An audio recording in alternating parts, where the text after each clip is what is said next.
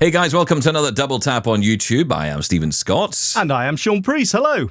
Hey Shaun, I fancy talking iPads today. Do you ever fancy buying an iPad? Well, I'm all for talking iPads, as long as we don't fall into that trap about talking about how it's just the same as an iPhone and why would we ever want one. I just want to talk about the merits of an iPad and what it can do. Well, thankfully we have someone here who can tell us not just about iPads, but the iPad Pro, and I'm so pleased to welcome back to the show David Redmond from Vision Ireland, formerly NCBI, of course. David, last time we spoke, we talked about Soundscape Community, an app that Vision Ireland's involved in helping and certainly helped bring back to life. But you're back here to talk about iPads, and in particular the iPad Pro. Welcome back to the show, David. Thank you so much for having me back. I don't know why you had me back. It wasn't last time a disaster? Not that I remember. I mean, I can't tell because generally with Shaun and I, it can all be a bit of a disaster. So look, that's the way. That's hard to pinpoint the disasters. It's to be usually our honest. fault, so it's fine. Indeed. No, listen, it was great to have you on talking about Soundscape Community. It's great to be back. How's that whole project going? Are you still personally involved in that, or very small bits. It seems to be going great though. The team are working away. They're getting some new updates out there, and they're working away, which is great. It's still chugging along. Jarnell and the team over there are doing some fantastic work, which is really exciting. Let's talk iPads, and in particular the iPad Pro. Now, you got the new one that's got the M4 chip in it. Why did you opt for that? I'm always intrigued from the blind guy point of view. Like, why would you buy an iPad Pro M4 and not just like a 15 Pro iPhone? Yeah, do you know what? It's a fair point. Said it. What did I say at the start? I know. I had to do it. Okay. I mean, look, it is. I've been a long time iPad user. I had an old iPad Pro from like 2018 before, so I had been using that for work. But it was the little things. The battery was screwed in it. The keyboard was wrecked. The screen was a bit small and the battery was just destroyed. So like, it came to a point when, regardless of what Apple had announced, it was time for me to upgrade. And look, I'm a tech nerd. If I'm going to upgrade, I'm going to upgrade to the latest and greatest, because realistically, I'm not going to be doing this for another 5 years or so. So I decided to go for the iPad Pro, and I got the Magic Keyboard with it to kind of match what I was working with before. The big change for me this time, though, was I decided to go for the bigger screen, and I'd never done that before. So I went for the 13 inches. It's up from 12.9 now. I went to the 13 inches, which was a really interesting change, and we can talk about that a little bit as well in a bit. But that was my first time doing that, and I took it out of the box, was very impressed with how thin it all was, and I've been using it now for probably nearly a month. Now, there's so many questions, and I'm sure Shaun has many as well. My first one, though, is what did you do to your previous iPad that left it in such a state that your new iPad Pro might have to be fearing for its life? Well, look, we've got to be. I use it every day, all day, and I think when you're using so for for Teams calls, and I'm a working man, I'm a working professional, Stephen. It sounds like you're using it as a frisbee. That's the only thing I'm concerned about. No, I promise I'm not. I'm not. We have Vision Sports. We don't go. We don't use iPads as frisbees. The budget doesn't quite stretch that far. The name change cost enough. I get it. There's a shot fire. But hey, look. But look, I mean, the iPad, it's for me, it's a work device. I'm using it constantly for Teams calls and things like that. I use the iPad like I think most people use the laptops. And I think in time, having it plugged in constantly, I didn't treat it the best, in fairness. I treated it probably like a laptop, and it wasn't meant to be treated like a laptop. Most people take the iPad on the go. I didn't. It was at my desk. It was constantly docked. And I don't think that served it well when I did need to rely on battery and so on. I think the newer iPads can deal with that a little bit better. I certainly hope so. But look, I got 6 years out of it, and I'm happy I got 6 years out of it. It served me through college, it served me in work, and I'm holding on to it. It's there as a backup. It's still functional. But it's also it's going to reach its time now where it's no longer receiving updates, and I'm conscious of that too. So it was time to move on. Yeah, don't try and shame him how he treats his hardware. It's absolutely fine there, David. You mentioned that you're using it as a laptop, and maybe you shouldn't. But in the specifics of, you just kept it at your desk, basically, permanently docked. But then again, Apple are saying this is the laptop replacement, and I guess you are proof of that. But what is your use case? You mentioned Teams calls there. Yeah. But when it comes to something like me and Stephen always say, like, we love the form factor, and as geeks, it is a lovely, gorgeous piece of hardware. But it just doesn't seem, from the software side of things, that we could use it for something like audio editing, at least in the way that we do it right now for our workflow. So that's fair. So what do you use it for? Do you actually use it as a laptop replacement? You don't have a laptop or a desktop computer at all? So I do have a laptop. I'm talking to you through a laptop right now, and I do use that mainly for audio production stuff.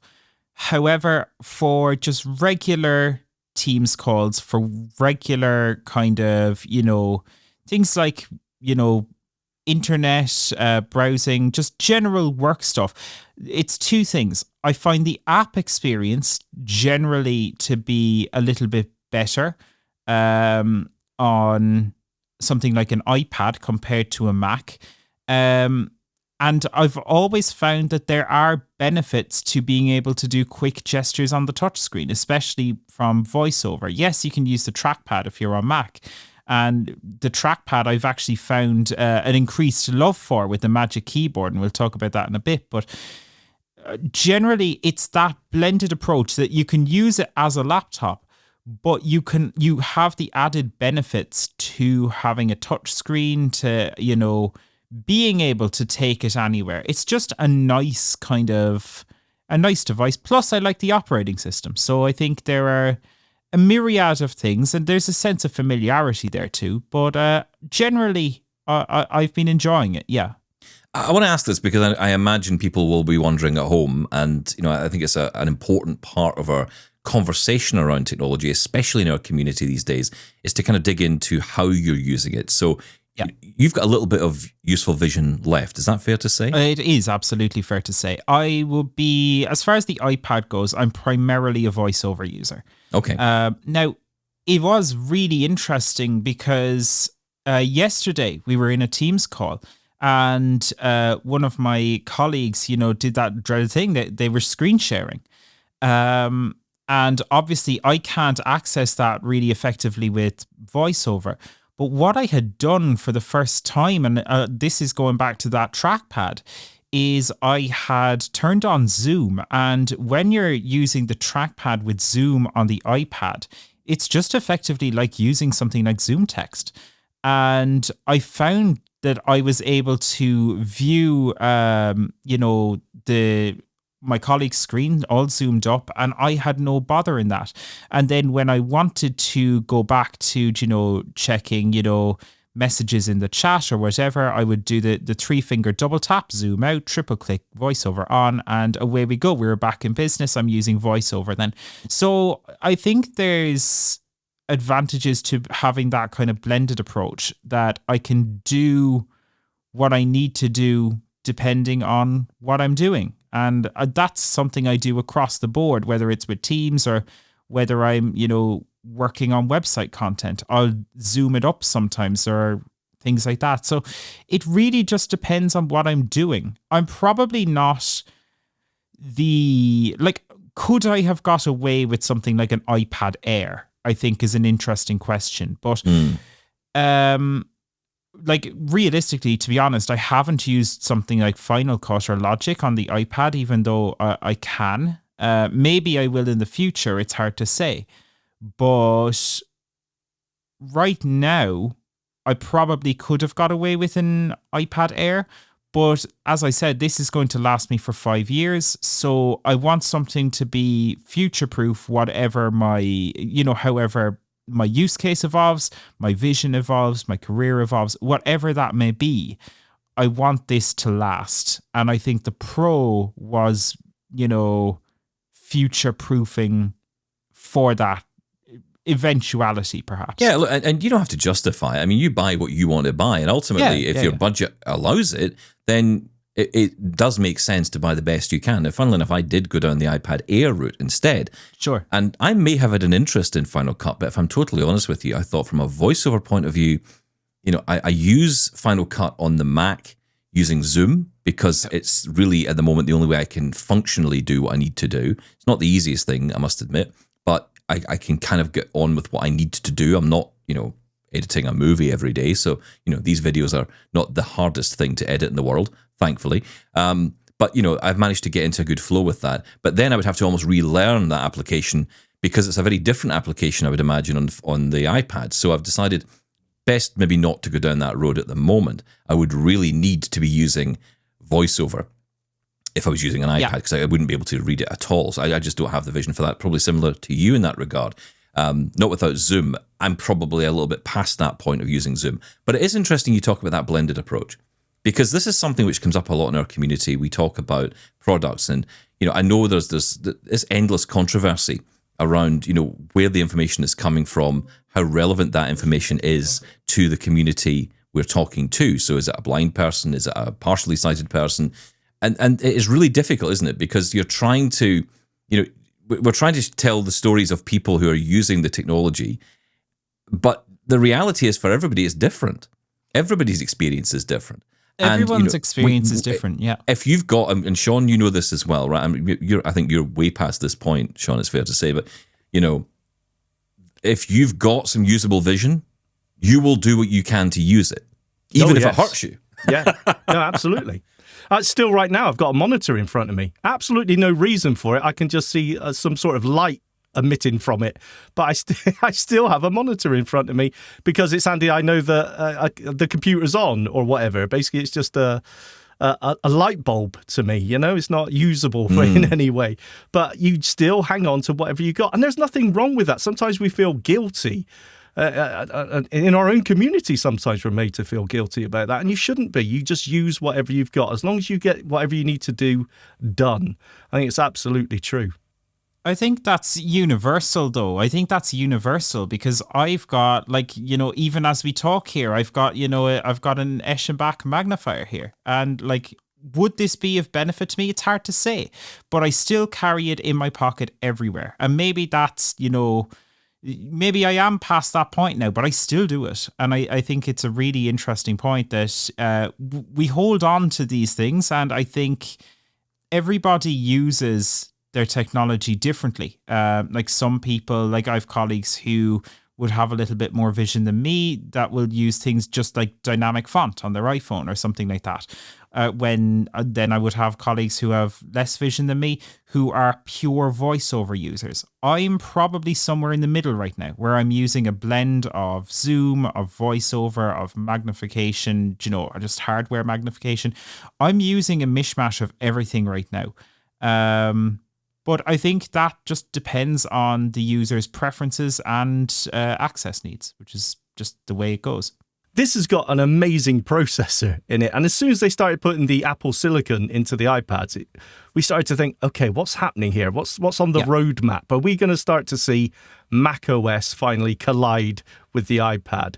And it doesn't look like, at least so far, that's going to happen. But what is different between the iOS and iPad OS? Is there anything there that you think, from a software point of view, this is iPad only? This is something I can do on the iPad that I couldn't do on an iPhone, for people who don't care about the screen, for example? Truthfully, probably not. And I mean, we've seen those lines blur more and more. We've seen with macOS Sequoia that you're going to be able to control your iPhone on your Mac. So those lines are definitely blurring. Yes. And what that looks like is hard to say in the longer run.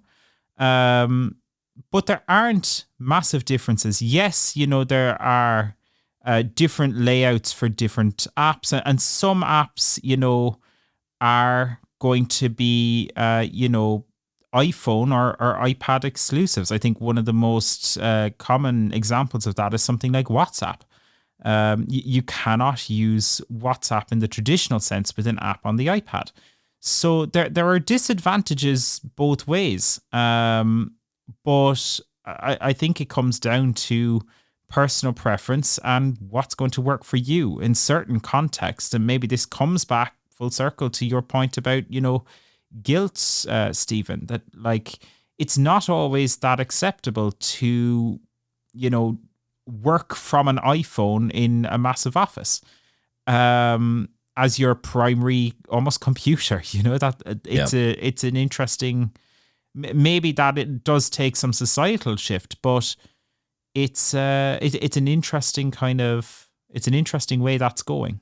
Yeah, I mean, things have changed a lot in the office. I remember when I started, you were given a computer, usually a tower computer, PC, with a monitor and a keyboard and a mouse, and, you could maybe get some adaptions to that, but ultimately that was it. And if you had a company phone, it was whatever they gave you. And, in my day, it was the BlackBerry, which I got. And, that wasn't particularly accessible. It didn't have a screen reader on it. I mean, I think they did try a screen reader, but it didn't really work out in the end. But, it's funny when you think about it, because you're kind of given those tools. Whereas now I think there's more room for maneuver. But you're right. When it comes to an iPhone, even though we all know how capable an iPhone is, even though we all hold an iPhone every single day of our lives, some people listening to this right now may have an iPhone swiping through, listening to something else, doing something else at the same time. Still, people will say, but you can't work on it. Yeah. It's not capable of that. What? I can't do a Teams call on the machine that I'm using for every other thing. Of course you can. But you're right. In society, we have this view of what an office looks like. And, I guess the pandemic changed a lot of that for a lot of people, because, then, like when I came home to work from home for the best part of a year, when I was working at the RNIB, I could use anything I needed to use. And I was using my Mac every day. I was using it and I was loving it because it was so much easier. I've got a real affinity with voiceover. It has its challenges, of course, but, I'm used to it. And, that is really, it's really empowering when you're able to just make the decision for yourself and say, I can do this. But you're right. Societal change needs to happen before we could get to the point of using an iPhone in the office with everyone else. It's interesting because obviously from a blind person's perspective, from a true, whatever you want to call it, total blind person's point of view, someone who can see nothing at all, there is no, I don't think, benefit to having the iPad, except for, you mentioned the camera positioning for Teams calls, for Zoom calls, that kind of thing. I could see that being a benefit. And you would need a keyboard. So, and it does offer that, so you've got the option of using a keyboard, and it's perhaps more keyboard friendly than an iPhone is. So there's perhaps that. I think those two areas I would say are good. But I want to focus in on your experience, because you're obviously using it in that blended way. I think about it as well from a leisure point of view, because iPads are used for that as well. Sitting back at night, chilling out, watching some Netflix, whatever. You can do that because you've got that big, bright OLED screen. Does that make a difference? Because, of course, the iPad Pro has that OLED screen. Has that made a difference to you personally? No, actually. I very rarely, if ever, use the iPad for leisure. If I'm watching, something on like an Apple TV, I'll just watch it with audio description on my phone. So it's, and like at times, increasingly so, and I've only started doing this recently, I won't even use the video. I will just listen to it. And I found that to be a perfectly acceptable experience for me. But it's just, it's a weird one. You can absolutely use it for leisure. And I think for those who might be into gaming and stuff like that, the iPad Pro can do a lot more in that realm that isn't possible with an iPhone. And especially for someone who has low vision, that may be of benefit to you. But for me, it's not something I've done a whole lot. My leisure time is on the iPhone. Wow. Okay, I think we covered the metaphysical side of the iPad, the societal side, the guilt-ridden side, psychological side. And let's just go back before we leave. The iPad Pro with the M4 chip. How is it? Is it good? it's We got there. We got there at the end. Look, we finally got there. It's an iPad. It's a really good iPad. It's a big iPhone. Stop it now, Stephen. Stop it.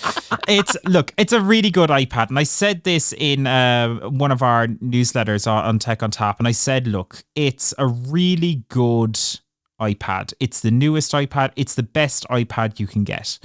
And if you've used an older iPad, it's the same thing, just a little thinner, a little faster, and I would argue a little better. And I think that is how I would sum it up. It has some extra bells and whistles, but at its core, it's still an iPad.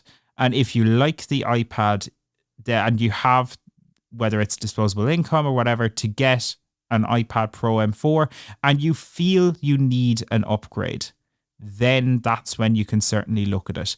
Is it something a lot of people need? I would argue that the vast, vast majority will get away with the iPad Air.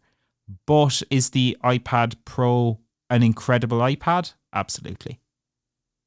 Before you go, tell us a little bit about your resources over there at Vision Ireland, because you're doing your own podcast. You've got YouTube going as well. And we've had a lot of people getting in touch with the show asking about resources for, say, things like iPhone tips and things like that. So, you guys are doing a lot of work in that space. Tell us about that. Absolutely. Yeah, not too dissimilar from yourselves. We've got a few different things on the go now. So we've got, our main one is the Talking Technology podcast. You can just search for that anywhere you get your podcasts. We talk about all sorts of the latest technology. We chat. Some of it is Ireland specific. We had things like the Electoral Commission on there recently ahead of the EU elections here in Ireland. And so we've some of it Irish specific, but we still do coverage of things like WWDC, iPhone tips. We've got quick picks, the latest talking technology news, all that sort of stuff. We've also got a newsletter, that's Tech on Tap, that you can sign up for on our website, vi.ie. And the final big one then, I guess, is our VI Labs YouTube channel. And that's where we're experimenting with this, and we'll build it more as we go. But it's just technology content made accessible. We're kind of, dare I say, we're like Marques Brownlee or iJustine, just a little bit more accessible. And a bit more blind. A bit more blind. There you go. A little bit more visually impaired. That's it. But look, that's what we do. There you go. That's what we do. You can have that. That's fine. Yeah. You can have that. Yeah. Marques Brownlee, just slightly bit more visually impaired. There you go. He'll be fine with that. I'm sure he will. Listen, David, thanks so much for coming on and sharing your thoughts on the iPad. Really interesting discussion. I think, it kind of summarizes for me the whole debate around the iPad, which is it's just kind of floating in the air in between everything else, yet it does seem to serve a really useful purpose for those who want to use it, but equally still have to hold another device or have another device nearby at the same time. That's the general consensus I always feel about the iPad, but we shall see what its development is over the years. All the Apple fanboys and girls tell me that I just don't understand it. That's the point. It's like Steve Jobs telling that guy he was holding his phone wrong. Same maybe thing. he was right, Stephen. Maybe he was right. Yeah. Listen, David, come back soon. Will do. And thank you so much for having me, guys. A pleasure as always. Thank you, David. Shaun, a really interesting conversation as always about iPads. It feels in some ways, I think when you talk from that blind perspective, it feels like a device we shouldn't necessarily focus too much on, because, a lot of blind people are just going to say, I'm just going to use my iPhone, right? Yes, of course. And it is a valid argument. But at the same time, why do we have to try and justify something if you want to? Why can't it just be, you know what, I just love gadgets and I would just want to try this out. Yeah. The bottom line is that it's accessible. Again, when we try and define accessibility, for someone who uses a screen reader or someone with low vision, the iPad is accessible. Oh, there's no doubt the accessibility in it. I mean, the accessibility is there. I think the question is, for someone who's blind, is it worth my money? It's a lot of money to put out on something. Yeah, but that's individual. There's no way we can say yes it is or no it isn't. I mean, it's an accessible option. It's a lovely bit of kit. It's up to you. Yeah. Thank you for that insight, Shaun. Always well done. That's why I'm here. We'll be back with another double tap on YouTube soon. Thank you, Shaun. Thank you. Bye-bye.